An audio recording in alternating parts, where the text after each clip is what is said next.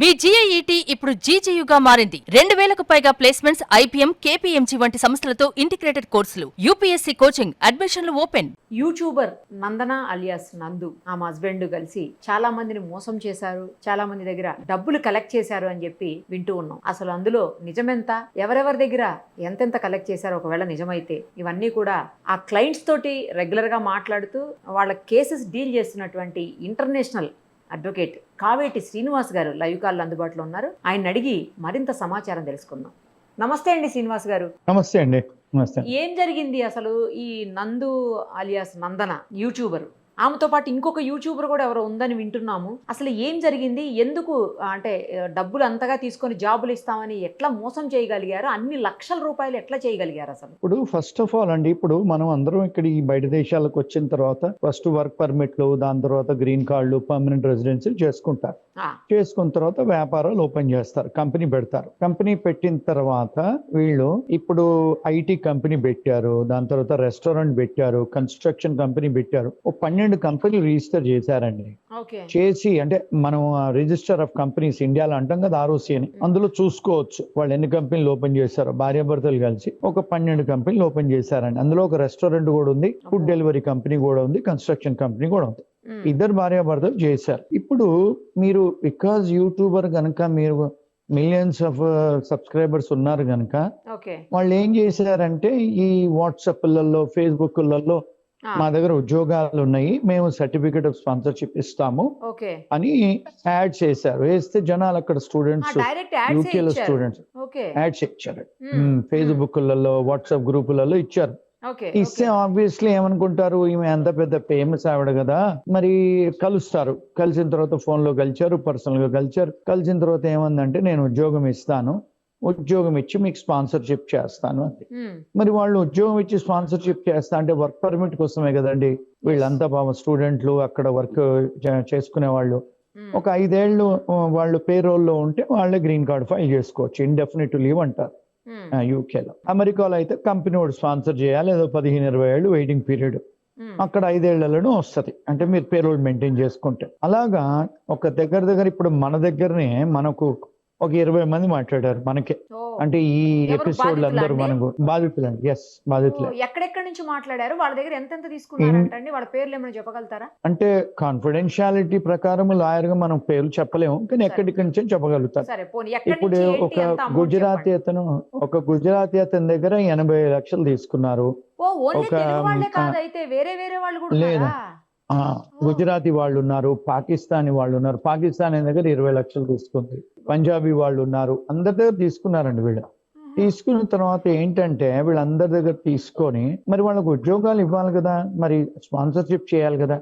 విచిత్రం ఏంటంటే వాళ్ళకి అసలు మీరు ఒక వెబ్సైట్ ఉంటుంది ఇమిగ్రేషన్ లాలో, మీరు ఎవరెవరికి ఉన్నాయి ఈ సర్టిఫికేట్ ఆఫ్ స్పాన్సర్షిప్ అని చూసుకుంటే అందులో అసలు వీళ్ళ కంపెనీలు ఒక్కట్లేవండి. అంటే వీళ్ళకి అర్హతనే లేదు. మరి అర్హత లేకుండా డబ్బులు తీసుకున్నారు, స్పాన్సర్షిప్ ఇస్తాం. వీళ్ళ మోడస్ ఆఫ్ ఆపరెండా ఏంటంటే 15 లక్షలు, 20 లక్షలు కొంత డబ్బు యూకేలో తీసుకుంటారు, కొంత డబ్బు ఇండియాలో కూడా తీసుకున్నారు. అంటే ఇది మనీ లాండరింగ్. తీసుకున్న తర్వాత ఏం చేస్తారంటే మళ్ళీ వాళ్ళు ఫోన్ లో రారు, తర్వాత మీ ఫోన్ బ్లాక్ చేసేస్తారు. దిస్ ఈస్ ద ప్యాటర్న్ అన్నట్టు. ఇప్పుడు అంత పెద్ద వాళ్ళు అలా చేస్తారు అనుకోరు కదండి. ఇప్పుడు ఆమె సినిమాలో యాక్ట్ చేయటం, వాళ్ళు వస్తే మొన్న ఏదో హైదరాబాద్ లో ఏదో ఆ పిల్లోడికి ఏదో కట్టారంట, అది ధోతి కడితే పెద్ద ఫంక్షన్ అంట, కోట్లలో ఖర్చు పెట్టి. అంటే ఇప్పుడు జనాలు ఒక స్టేటస్కి వచ్చిన తర్వాత నమ్ముతారు కదండి. ఇప్పుడు సిటిజన్స్ అయిన తర్వాత నమ్ముతారు, మీకు కంపెనీ ఉందంటే నమ్ముతారు, మళ్ళీ మీరు సెలబ్రిటీ ఇంకా నమ్ముతారు. అలా అందరు ఇచ్చారు. కొంతమందికి మళ్ళీ వాళ్ళకి వీసాలు ఏం లేకపోతే వెనక్కి వెళ్ళిపోయారు, అక్కడ కంప్లైంట్ ఫైల్ చేశారు. ఎక్కడ మన ఇబ్రాహీంపట్నం, అక్కడ ఆంధ్రాలో, తెలంగాణలో, ఇప్పుడు ఈవెన్ గుజరాత్ లో కూడా ఫైల్ చేశారు కేసులు. అంటే ఏమవుతుంది అంటే ఇప్పుడు వీళ్ళందరూ అయిందండి, ఎఫ్ఐఆర్లు అయినవి, మళ్ళీ లుక్అవుట్ నోటీస్ కూడా పెట్టారు. ఇప్పుడు ఏం చేస్తున్నారంటే వాళ్ళ ఫ్యామిలీలో కూడా తెప్పించుకుంటున్నారు డబ్బు. అంటే దీన్ని మనీ లాండరింగ్ అంటారు, మనీ లాండరింగ్ అఫెన్సెస్.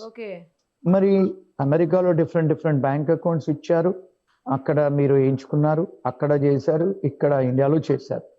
అది కాకుండా మళ్ళా వీళ్ళు గుంటూరులో కూడా ఆఫీస్ పెట్టారు, గుంటూరులో కూడా డబ్బు తీసుకున్నారు. జనాలు ఏమనుకుంటున్నారంటే వీళ్ళు లోకల్ గా పలుకుబడి ఉన్న వాళ్ళు, అందుకని ఎవరు టచ్ చేయట్లే.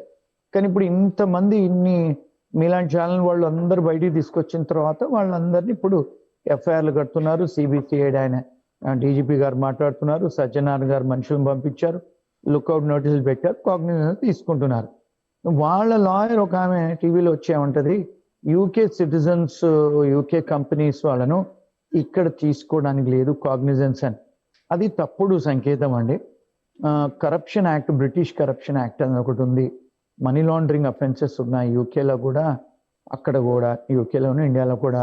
ఈ లాండరింగ్ ఆఫ్ మనీ చేసి మీరు ఎప్పుడైతే మీరు ట్యాక్సులు ఇవేట్ చేస్తారో మీ దగ్గర ఇంకోటి ఏంటంటే కాస్ట్ సర్టిఫికేట్ ఆఫ్ స్పాన్సర్షిప్ కూడా దొంగ కాగితాలు ఇచ్చారంట, ఫ్యాబ్రికేటెడ్ కాగితాలు. అంటే మీరు గవర్నమెంట్ కాగితాలు కూడా దొంగ తయారు చేసి ఇచ్చారు. అంటే ఎన్ని సీరియస్ అఫెన్సెస్ చెప్పండి. ట్యాక్స్ ఎవేజన్ ఉంది. దగ్గర 80 లక్షలు అని చెప్పారు కదా సార్ మీరు ఇందాక.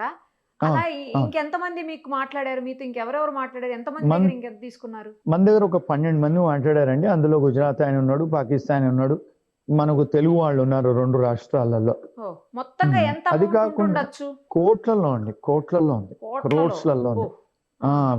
ఇప్పుడు యూకేలో మీకు 15,000 to 20,000 మీకు లోకల్ కరెన్సీ అంటే మరి పౌండ్స్ డాలర్ కంటే పెద్దది కదండి. ఇప్పుడు 1,000 pounds is equal to 1,20,000, 1,30,000. అంటే మీరు 15,000 pounds to 20,000 pounds అంటే మీరే చూసుకోండి ఎంత డబ్బు ఒక్కొక్క మనిషి దగ్గర. అట్ల దగ్గర 20-30 మంది అయితే మనకు కనపడుతుంది, తెలుస్తుంది. అది కాకుండా ఇంకో కొత్త విషయం ఏంటంటే ఈ మధ్యకాలంలో 4 రోజుల నుంచి నాకు కాల్స్ వస్తున్నాయి యూకే నుంచి, ఇండియా నుంచి కూడా. ఇంకొక ఆమె లావణ్య అని ఉందంట, ఆమె కూడా ఇదే ప్యాటర్న్ అంట. ఆమె కూడా యూట్యూబ్ ఛానల్ ఓనరు. ఆమె కూడా 2-3 కోట్లు తీసుకుందంట. వాళ్ళు బాధితులు ఫోన్ చేశారు. ఇంకా ఆమె కాకుండా నిన్నెవరో పాపం ఆంధ్ర నుంచి ఒక ఆయన మెసేజ్ పెట్టారు నాకు, సార్ ఎవరో గోవిందరాజ్ అని ఉన్నారు, ఆయన భార్య ఉన్న ఆమె కూడా 2-3 కోట్లు వేసేస్తారు సార్, వాళ్ళు కూడా ఫోన్లో రారు, మీరు చెకప్ చేయాలి, మాలాంటి బాధితులను మీరు చెకప్ చేసి చేయాలని నిన్న అక్కడ హైదరాబాద్ విజయవాడ నుంచి ఫోన్ వచ్చిందండి. అంటే పుట్టగొడుగులాగా ఉన్నారు వీళ్ళు యూకేలో. అంటే ఈ చేసి మరి తప్పు కదండి. ఇప్పుడు ఎవరిని కూడా చేయకూడదు. మళ్ళీ మన వాళ్ళు నమ్ముకుని ఉంటే మన వాళ్ళని చేయడం ఏంటండి. ఇప్పుడు వీళ్ళకి అంటే ఎలాంటి శిక్షలు పడే అవకాశం ఉంటుంది శ్రీనివాస్ గారు? ఎందుకంటే మనీ లాండరింగ్ కాబట్టి, అందులోనూ వీళ్ళు ఇక్కడ లేరు కాబట్టి తిరిగి ఏమన్నా ఇండియాకి రప్పించే అవకాశం ఉంటుందా ఈ కేసులో? సేమ్ టైం ఎలాంటి శిక్ష పడే అవకాశం ఉంటుంది? అసలు బెయిల్ వస్తుందా? 10 years ఇంప్రిజన్మెంట్ అండి యూకేలో ఇండియాలో కూడా. 10 years ఇంప్రిజన్మెంట్. ఎన్ఫోర్స్మెంట్ డైరెక్టరేట్ వాళ్ళు కూడా దిగుతున్నారు. ఎందుకు అంటే ఇప్పుడు యూకేలో మేము ప్రాక్టీస్ చేస్తామండి. నేను మీకు యూకే లా చెప్తున్నాను. అక్కడ అంటే మీకు ఇమిగ్రేషన్ ఫ్రాడ్ ఉంది, కార్పొరేట్ ఫ్రాడ్ ఉంది, ట్యాక్స్ ఎవేజన్ ఉంది, మనీ లాండరింగ్ ఉంది. అక్కడ ఇంకోటి ఏంటంటే ఇప్పుడు ఇండియాలో కూడా మనీ లాండరింగ్ అఫెన్సెస్ చేశారు వాళ్ళు. అంటే మళ్ళీ ఇమిగ్రేషన్ ఫ్రాడ్ కాకుండా వాళ్ళు సర్టిఫికేట్ ఆఫ్ స్పాన్సర్షిప్ ఫేక్ తయారు చేసి ఇస్తున్నారు. అంటే గవర్నమెంట్ డాక్యుమెంట్ మీరు ఫేక్ తయారు చేసి ఇస్తున్నారంటే ఎంత సీరియస్ అండి ఇవన్నీ. బాధితులు భయపడేది ఏంటంటే ఎవరండి వాళ్ళు చాలా మంది యూకేలో ఉన్నారండి, కొంతమంది ఇండియాకి వచ్చారు. అదే కరెక్ట్ గా తెలియట్లేదు అంటున్నారు వీళ్ళ. అంటే వాళ్ళు ఎక్కడ ఉన్నారు నాకు తెలియదు అండి. అంటే వీళ్ళు మన బాధితులు, అక్యూజ్డ్ ఎక్కడ ఉన్నారో తెలియదు, కానీ వీళ్ళు మాత్రం మన విక్టిమ్స్ అంతా గుంటూరులో 2-3 ఉన్నారు, వచ్చారు మా ఆఫీస్ కి, విజయవాడ ఆఫీస్ కి. అక్కడ వచ్చారు. ఇప్పుడు యూకేలో కూడా వస్తున్నారు next week. I be there in London అండి. They are all coming to see. So ఇప్పుడు ఈ కేసెస్ లో వాళ్ళని తిరిగి మన ఇండియాకి రప్పించే అవకాశం ఉంటుందండి? లుక్అవుట్ నోటీసులు కూడా ఇచ్చారు కాబట్టి ఏమన్నా అవకాశం ఉంటుందా? వస్తారా, ఇక్కడ తీసుకొస్తారా? ఇక్కడ కూడా కేసులు రిజిస్టర్ అయినాయి కదా. చేయొచ్చు. అంటే ఇండియాకును యూకేకు ఎక్స్ట్రడిషన్ ట్రీటీ ఉంది. ఎక్స్ట్రడిషన్ ట్రీటీ అంటే పంపిస్తారు వాళ్ళు, యూకే వాళ్ళు పంపిస్తారు, కోఆపరేట్ చేస్తారు ఇండియన్ గవర్నమెంట్ తో.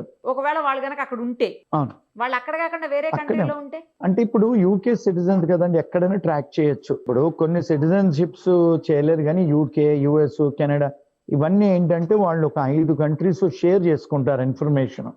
ఇప్పుడు for example UK citizen New Zealand వెళ్ళారనుకోండి, న్యూజిలాండ్ గవర్నమెంట్ అడిగితే వాళ్ళు షేర్ చేస్తారు మీకు ఇన్ఫర్మేషన్. అట్లా 5-6 countries తో షేర్ చేసుకుంటారు వీళ్ళు, ఈ ఆంగ్లో సాక్సన్ కంట్రీస్ అన్ని. ఎక్కడికి పోవటానికి లేదండి వాళ్ళు, ఎక్కడ పోవటానికి. కొంతమంది అంటున్నారు సార్ నీరవ్ మోడీ పోతేనే ఏం చేయలేదు, కింగ్ ఫిషర్ చేసే. అది ఎవ్రీ కేస్ ఇస్ డిఫరెంట్ అండి. నిర్లిప్తత చాలా మందిలో ఉంది. అంటే వాళ్ళ ఫ్యామిలీ ఉన్నారు కదండి. ఇప్పుడు వాళ్ళ నాన్నగారు అకౌంట్ లో వేసారు, ఆయన్ని కూడా అక్యూజ్ చేశారు కదా, మరి ఆయన్ని పట్టుకొని పోతే వస్తారు కదా. వీళ్ళు ప్రాపర్టీస్ ఉన్నాయి, వేసారు. కొన్ని అకౌంట్లు అక్కడ వేసుకున్నారు, కొన్ని ఇక్కడ ఎంచుకున్నారు యూకేలో. వాళ్ళు చాలా మనీ లాండరింగ్ చేశారండి. Tax evasion, money laundering. అంటే కేవలం జాబ్స్ ఇప్పిస్తామని లేకపోతే కోర్సెస్ లో జాయిన్ చేస్తామని, ఆ రెండేనా సార్ రీజన్స్? ఇంకేమన్నా చెప్పి తీసుకున్నారా? జాబులు ఇస్తాము ఒకటి, రెండోది స్పాన్సర్షిప్ చేస్తాం. వర్క్ పర్మిట్ ఇప్పుడు ఎట్లయితే అమెరికాలో H1 ఉంటది కదండి, అవును. సిమిలర్ గా Tier 2 వీసాలు అంటారు యూకేలో.